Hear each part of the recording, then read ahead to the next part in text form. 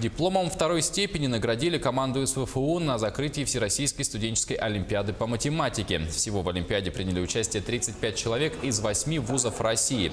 Победителем олимпиады стал Тимофей Семенов, студент Национального исследовательского университета Высшая школа экономики. Диплом в номинации «Умная и красивая» получила студентка Института математики и информатики СВФУ Оксана Домотова, которая показала лучший результат среди девушек.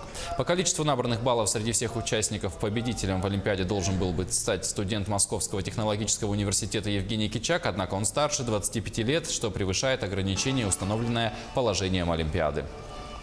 В этом году, в позапрошлом был победителем, в прошлом у меня было второе место. В общем, я третий год сюда приезжаю. То есть это просто приятно, как бы попробовать свои силы. Но даже то, что попробовать, посоревноваться с кем-нибудь, челлендж в решении сложных задач. Думаю о научной карьере, но, как уже сказал, не все так однозначно, могут быть разные варианты.